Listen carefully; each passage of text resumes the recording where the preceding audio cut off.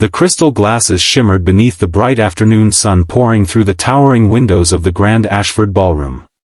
Nearly 200 of the city's wealthiest executives, investors, and entrepreneurs filled the room, dressed in tailored suits and elegant gowns, laughing beneath sparkling chandeliers while cameras flashed from every corner.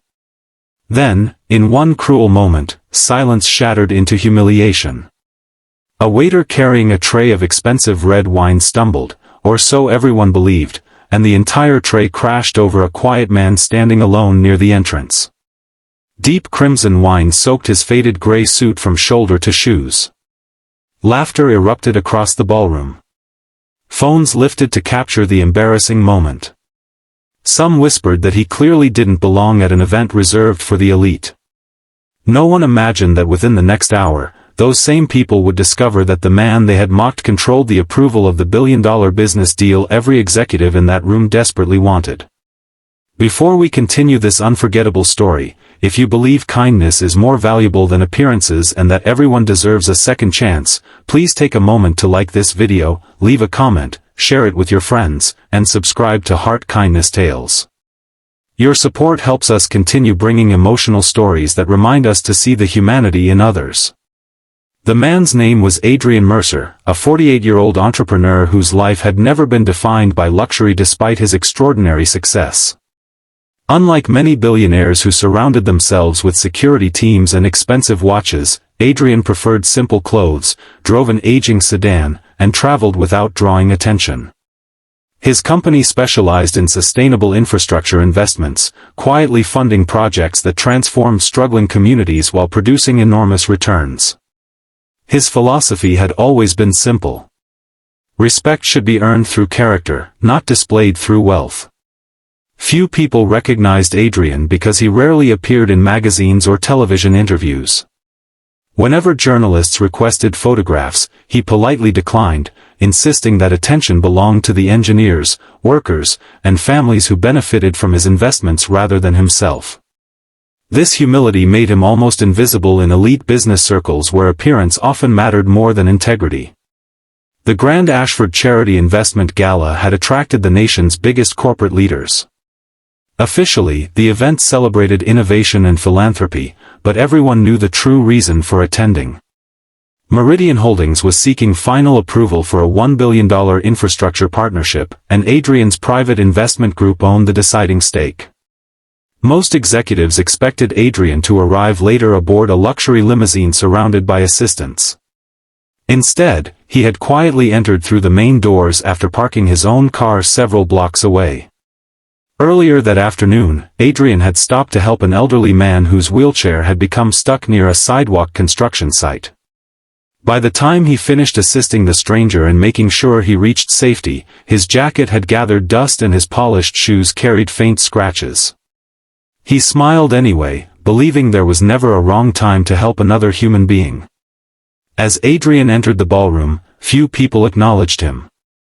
Reception staff glanced briefly at his invitation before pointing him toward the main hall without a greeting. Several guests assumed he was an accountant, consultant, or perhaps someone invited by mistake. None bothered introducing themselves. Near the center of the room stood Vincent Holloway, Meridian Holdings' ambitious chief executive. Vincent had built his reputation on aggressive negotiations and flawless public appearances. Every movement was carefully calculated to impress investors. Standing beside him was his glamorous public relations director, Celeste Rowan, whose polished smile rarely reached her eyes. Together they represented everything Adrian quietly disliked about modern corporate culture. When Adrian walked past them, Vincent barely concealed a smirk after noticing the worn fabric of Adrian's suit. Celeste whispered something that made several nearby executives laugh softly. Adrian heard nothing clearly, but he recognized the familiar expression of people judging someone before learning their story. Moments later came the accident. A young waiter hurried through the crowded ballroom carrying a silver tray loaded with crystal glasses filled with deep red wine. Someone abruptly stepped backward into his path. The tray tilted violently before crashing against Adrian's chest.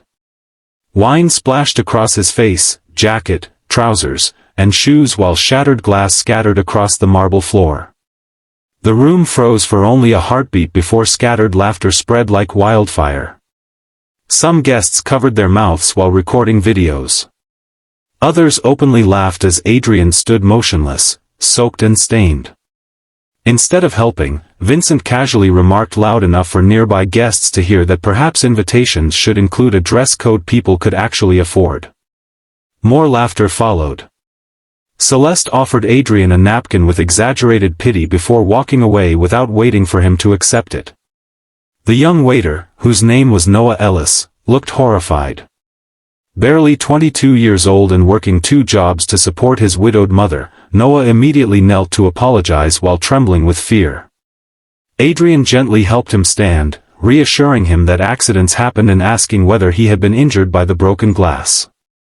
Noah expected anger but found only compassion. That single act of kindness was noticed by very few people. Adrian quietly excused himself to the restroom where he cleaned as much wine as possible from his clothing.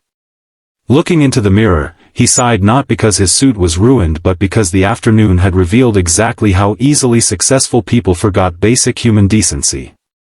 Returning to the ballroom, Adrian found an empty seat near the back while conversations continued as though nothing had happened. No one invited him to join their tables. Several attendees deliberately avoided eye contact. Soon the master of ceremonies stepped onto the stage to announce the highlight of the afternoon. Meridian Holdings would officially present its vision before introducing the mysterious investor whose approval would unlock $1 billion in funding. Excitement filled the ballroom. Vincent confidently delivered an impressive presentation filled with dazzling graphics, ambitious promises, and carefully rehearsed optimism. The audience applauded enthusiastically as he concluded by saying their future depended on earning the trust of one remarkable individual whose commitment to ethical investment inspired the entire industry. Then the host smiled toward the audience.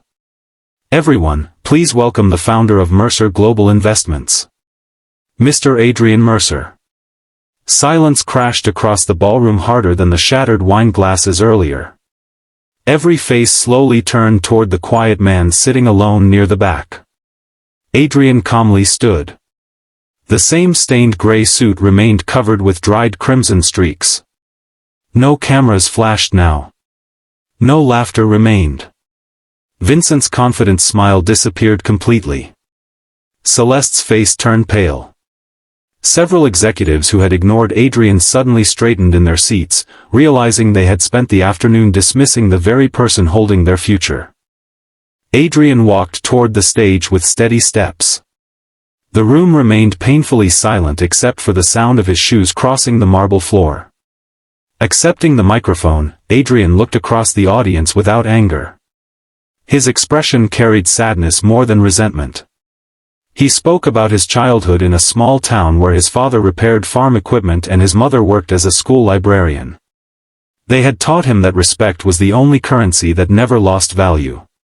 Throughout his career, he had invested in companies that treated workers with dignity because financial success built without compassion eventually collapsed under its own weight. He gently explained that before every major partnership, he preferred attending events anonymously because presentations revealed only business strategies, while ordinary interactions revealed corporate character. He admitted that the wine spilling onto his suit had been an accident. What happened afterward had not been. He described how laughter had replaced empathy, how assumptions had replaced introductions, and how a frightened young waiter had been left alone to carry everyone's embarrassment until one simple act of kindness reminded him that humanity still existed. Many guests lowered their eyes. Vincent shifted uncomfortably in his chair. Adrian continued by explaining that billion-dollar investments were never simply about numbers. They represented schools, hospitals, roads, clean water systems, and thousands of families depending on responsible leadership. A company capable of humiliating strangers in public could easily overlook communities in private. The ballroom felt unbearably heavy. Then Adrian did something no one expected. Rather than announcing immediate rejection, he invited Noah, the young waiter, onto the stage. The nervous waiter hesitated before slowly approaching. Adrian publicly thanked Noah for caring more about another person's well-being than protecting his own job. He announced that Mercer Global Investments would personally fund Noah's university education, allowing him to pursue the engineering degree he had postponed because of financial hardship. Tears filled Noah's eyes. Many guests quietly wiped away their own. Finally, Adrian turned toward Vincent. He explained that leadership was measured most clearly during moments when no one believed consequences existed. The investment agreement would not proceed that afternoon. Instead, Meridian Holdings would be given 6 months to demonstrate meaningful cultural reform, employee respect initiatives, and measurable community engagement. Only then would Mercer Global reconsider the partnership. For Vincent, the announcement felt devastating. Yet Adrian was not seeking revenge. He was offering accountability. Over the following months, the story spread across business publications, not because of the spilled wine but because of the lesson that followed.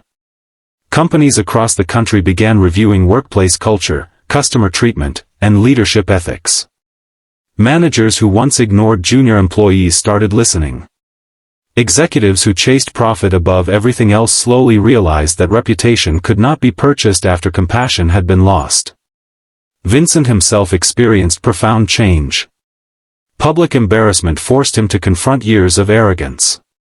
He visited employees at every level of the company, apologized personally to many people he had overlooked, and introduced policies focused on fairness, education, and community investment. The transformation was slow, difficult, and often uncomfortable, but it was genuine. 6 months later, Adrian returned to Meridian's headquarters wearing another simple gray suit. This time, every employee from reception to senior management greeted him warmly. No one commented on his clothing. Everyone remembered his character. After carefully reviewing the company's progress, Adrian approved the billion-dollar partnership, explaining that real success belonged to those willing to become better people rather than simply richer ones. Years later, Noah graduated as an engineer with highest honors. He eventually led several sustainable infrastructure projects funded through the very partnership born from that unforgettable afternoon. Whenever reporters asked how his career began, he never mentioned luck. He spoke about one man who chose forgiveness over pride and compassion over humiliation. If this story touched your heart and reminded you that true greatness is shown through kindness rather than wealth, please like this video, share it with someone who needs this message today, leave a heartfelt comment, and subscribe to Heart Kindness Tales so we can continue sharing stories that inspire hope.